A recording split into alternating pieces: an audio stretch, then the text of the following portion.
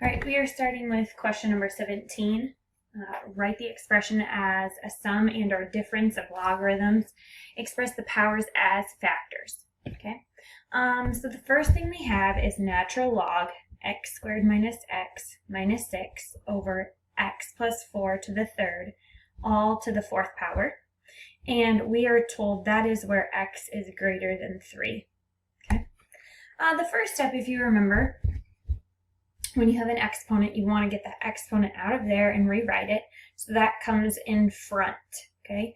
Likewise, if it is in front, we can always rewrite it so that it's back there. But right now, we want to get rid of that so we can work with everything in here, okay? So we're going to rewrite that. So now we have 1/4 natural log x squared minus x minus 6 over x plus 4 to the third.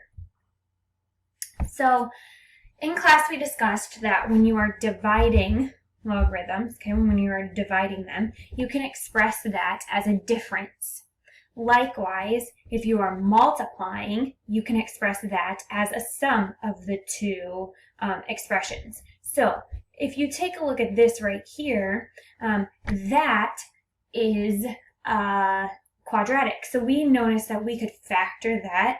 And because we could factor it, we'd have a factor times a factor, which means this right here, we could add those logarithms. But let's take care of this, not add those logarithms, add those expressions as the logarithm, okay?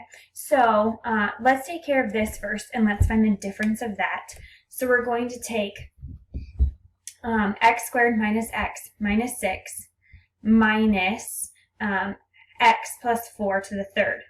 Now notice I did kind of drop this 1/4 for right now. We'll pick that up here in a little bit. Okay. All right, so now as I talked earlier, x squared minus x minus 6, we could factor this out. Okay. And so when we factor that, looking for something that multiplies to be -6 and then adds to be a -1, that's going to be -3 and a +2. So I just substitute this in. Now I'm going to factor out common, so that's going to be an x minus 3, and then in this one a 2, x minus 3 again. Combine the ones on the outside, so we're going to have x plus 2, then x minus 3.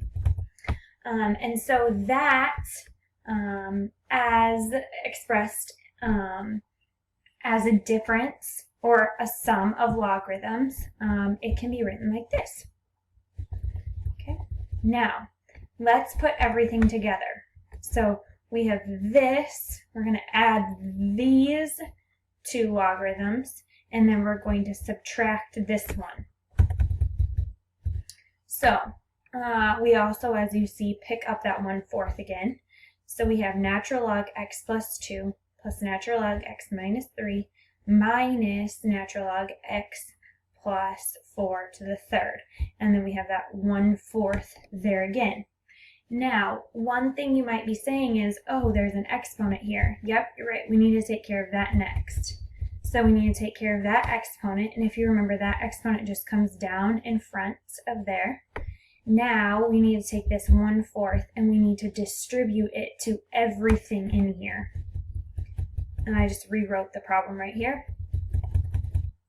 So when we distribute 1/4 times natural log x plus 2, it just becomes 1/4 natural log x plus 2, 1/4 times natural log x minus 3 minus, and then we take this 1/4 times 3. Well, if you remember when we were multiplying fractions, it's the top times the top and the bottom times the bottom.